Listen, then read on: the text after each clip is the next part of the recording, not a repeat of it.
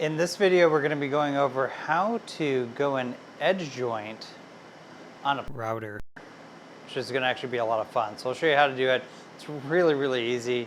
You can do it with any router table that you have. The only thing that it limits you is the size. And, well, with enough support, you can probably even get past that. We're going to get into that. But before we get started, don't forget to like, subscribe, hit that bell notification icon, and hey, if you guys like our content, hit that thanks button down below. We really appreciate it. It helps keep the channel going. So, in the meantime, let's get to routing, or edge joining. Depends on how you look at it. Anyway, we're going to do one of the two. You call it whatever you want. Let's do this. So you may be asking yourself, well, why would I want to do this instead of just going out and buying a jointer? Well, we have a jointer here in the shop too, and I can tell you my jointer doesn't do 8-foot boards, but this does. Now, that being said, you may not have a 4-foot long router table. It's a pretty exceptionally long router table. And by the way, if you are interested in seeing the build for this, I would be happy to go and produce that video. We actually did take a video of it. Just we had so many mistakes in it, I kind of didn't want to put it up. So if you want to see that, comment down below. Let me know that you want it, and I'll put it up anyway, and I'll tell you how to fix those mistakes. So that way, hopefully, you don't run into the same problems. But anyway, yeah, if you got a huge router table like this, or maybe even a little guy like this, you can still do double the amount of size of whatever that is. So if you've got a 2-foot router table, let's just say, it's about that big, right? You got a 2-foot router table, you can do easily 4 feet of lumber. That's going to take care of most of your standardized wall desks that you're going to have, right? Now, if you want to be able to do some larger furniture, like for instance, we're doing this huge table over here that we'll have a video up on soon, then you're going to want to have something more like this. And the reason why is that we're basically replacing a large jointer, in this case, with something much more economical. This is way cheaper to build. This is way easier to configure and manage than one of those huge jointers. Let me kind of give you a little insight into what I'm talking about. So we have this here. It's a Shopfox W1829 6-inch jointer. And this is a really, really nice jointer, but it does have some serious limitations. So this has a bed of 29 inches. We can do up to 58 inches worth of board, technically speaking, on this jointer. However, I can tell you if you're doing 56 inches, almost 5 feet, you're going to find that you're going to have some tipping problems, and you're going to wind up skipping here at the end and stuff like that, because you're just going to kind of fall off the end. So then you wind up having to put something over here to support it, and your shop might not be big enough. So it just kind of goes on and on and on, and it's becoming a problem. So these are great. I definitely recommend them for anything that's about 4 foot and under. I think they're amazing.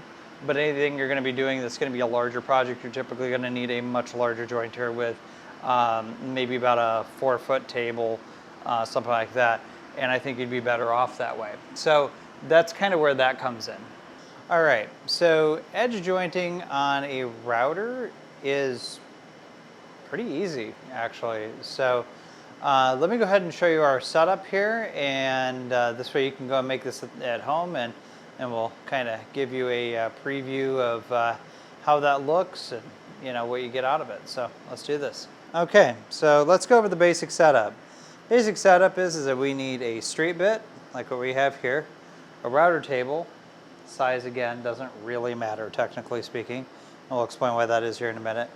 And then we want to have a little strip here, like in this case we did 1/16, you could do a 1/32, whatever. And then you just double side tape that to your very straight fence. That's very important that your fence is very straight. And that's really about it. So let's go into the details of how this actually works and how you align it and all that. Basically what happens is that we have, just like on a regular jointer, we're going to have an in-feed part and an out-feed part. And both must be parallel to each other. So basically we check here, boom, we're parallel in general, right? But now, in order to be able to make it work like a jointer, we have to have an offset. So this is what this comes in for, this is the offset. So when we're doing an offset, first off, we want to have the piece, and then we also want to line up our bit to this. So we want the bit at the top dead center to be lined up with the outfeed. This section right here is your infeed. So that's going to measure out, like I said, in this case, to about a 1/16 of an inch, because that's what we made this for.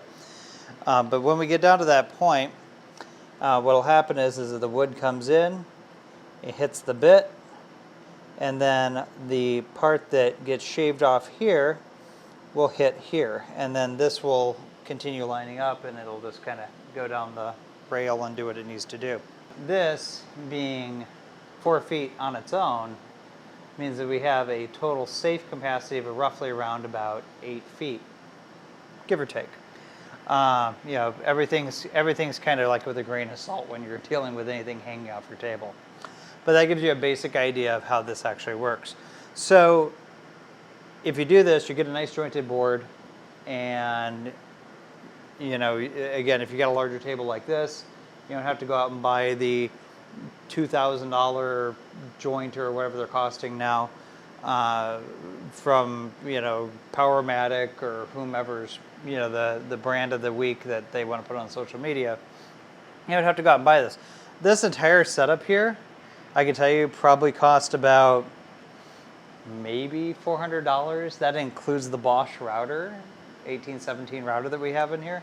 So this is way more economical. Matter of fact, this is actually cost less than the ShopFox did when I bought it. Now, I haven't checked recent prices on it. I'll leave a link down in the description for it, just in case you are interested in getting one of those instead of doing this, or in complement to this, because like I said, it's great for smaller boards. Yeah, I mean, this is still going to be more cost effective, and it's definitely much more cost effective than a jointer, that an 8-inch jointer or whatever, that might have more closer to like a 4-foot table. But on that note, let's go ahead and jump forward and show you how this works. As you can see here, this board is about as flat as a hilltop, so this one was kind of a little bit of a challenge, and I figured that would probably be the best thing to show here. You see it's really, really wide, and this is actually an 8-foot board that we're running through here.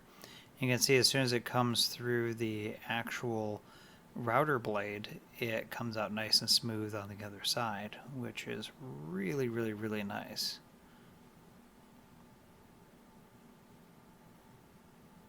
And this is showing how nice of a cut that the router actually gave the board itself. So you can see this really, it profiled a nice perfect straight cut, and we can't see any light coming through here on our straight edge that we're using, and that is ideally what we are looking for. And this is sapelli, which is a hardwood, so sometimes that can be a little bit of a challenge. I think we ran it through there probably about 5 or 6 times before we got it down to where we needed it, even with the more aggressive cut. So it does tell you that the more aggressive cut's not always a bad thing. Okay, well, that was pretty awesome, right? So you got a chance to go ahead and see how the actual system works, and you got a chance to see how it's done and all that stuff. So in the end, as you can see, it's a very, very accurate process. It's just as accurate as a jointer if you're setting everything up nice and flat, nice and straight, so on and so forth, and your fences straight and 90 and all that. So as long as all that's going on, which it should be by nature, I mean, really, you shouldn't have a fence that's out of 90 for the majority of projects that I can think of at least, then this should do just fine. And it may even put you off on buying a jointer for a little while if you don't have the cash to do it. Maybe you've got the bigger table because you went out and did something like I did where you built the bigger table, or maybe you have it included on your saw or something like that. You may not necessarily need to run it over to the jointer, which that's actually a really big benefit. And you know, most of us that are probably doing this are hobbyists. Then of course some of us obviously want to do larger commercial projects. This can kind of help you kind of elevate into those commercial projects quicker, which we'll probably start talking about selling stuff on the channel as we're starting to kind of get into that too. Shh, don't tell anybody. We're not ready to actually launch yet, but get a little insider view because I love you guys. Love all of you and gals. I don't want to discriminate. Fair enough, right? So anyway, that's the basics of how this works. Now you know exactly what it does for you, and you can also see the economical values behind doing it this way. And the accuracy, like I said, it's pretty sweet. I mean, to build a 6-foot, 6-inch table off from it, I can't complain. I really can't. So, on that note, don't forget to like, subscribe, hit that bell notification icon for all of our newest videos, because we definitely have got more coming out at you. If you really like the video, like I said, please hit that thanks down at the bottom and throw us a few bucks. We appreciate it. Anything helps. So thank you again, and have a great day.